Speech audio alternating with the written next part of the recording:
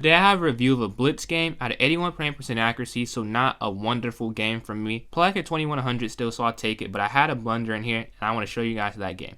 So I played d4, e6, which is a response I don't see quite as much when I play this defense, or play this opening, and I don't feel like I do too good or too bad against it. It just throws me off a little bit every time.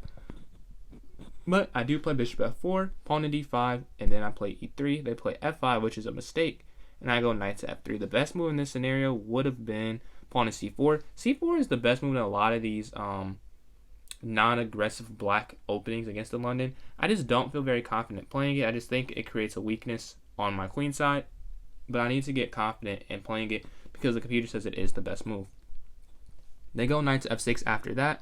Then I go h3 again. It is quite, I wouldn't say necessary, but I prefer not to go with the bishop pair too early. And if I don't go there, say I go like b3 or c3, they'll go knight to h5, threatening to take the bishop. After that, they go bishop to d6, and again, it is imperative that I trade. I cannot go bishop to g3 just because it messes up my pawn structure, so I trade bishops. Although it's good, should have just developed. Oh yeah, so sometimes the computer suggests to let them take and capture back on f4 because you get a pretty good pawn structure. I don't think I'll ever do that just because I don't feel comfortable defending that, although objectively it's the best. But they take back with their pawn, and then I go pawn to c3, which is an inaccuracy actually. Should have went c4 again. Something that I haven't played just because of the weaknesses it may create on my queen side. Although I used to play the queen's gambit, so it's kind of funny saying that, but it's not what I did. They castle, then I go bishop to d3, and then they go pawn to a6, and I castle. After pawn to a6, they go knight to d7, and I go a3. See, just an accuracy from both of us, not great efficiency. They go pawn to b6, and after pawn to d6, I move my knight to d2, finishing off my development. They go bishop to b7, and I attack on the queen side, looking at an iron on that e6 pawn, although I think they'll see it. I didn't really know what else to do, and I didn't want to waste too much time. After that, they go queen to e7, and then I go queen to b3, attacking that b6 pawn, although it's not directly attacked. I am tying down the knight that is on d7, because it is the only defender on the knight on b6. Now they go rook to c8, I go rook to e1, and they go knight to e4. After knight to e4, I decide to move my knight back. I didn't want to trade and open up the f-file for them. They go pawn to h6, and after that I drop back down, seeing that there may be some weaknesses on the king side. Oh, I did it in an accurate way. Again, the computer is loving c4, and this time I actually agree, or not that I'm disagreeing with the computer, but it's something I would play, I just didn't see it. They go pawn to g5, I move my knight backwards, and then move the king forward, and then I go pawn to f3, attacking the knight, and there is no square for them to go to. They cannot go knight to g3, they must retreat backwards, so knight to g3 is meant by knight x g3, so it's a free knight. They drop back to f6, though they should have just, taken this knight. Okay, now I go knight to g3, looking at the weak square on h5, but the knight protects it, and they go pawn to h5, I go pawn to e4, which is a blunder. This is the blunder I was talking about. Now, I don't regret it, because I think this ends up is why I win the game. But this is not the most accurate move, or it's not an accurate move at all. They have a miss hit. I should have just taken. Let's see if I take back with, let's show moves. I want to see why. If I take back with the pawn. Oh, I didn't even think about them not taking. See, that's not even a horrible position, I feel like. It's not great, but I've seen a lot worse. But I drop my knight back to f1. I bet it says e2 instead, or just a take. I actually did consider taking.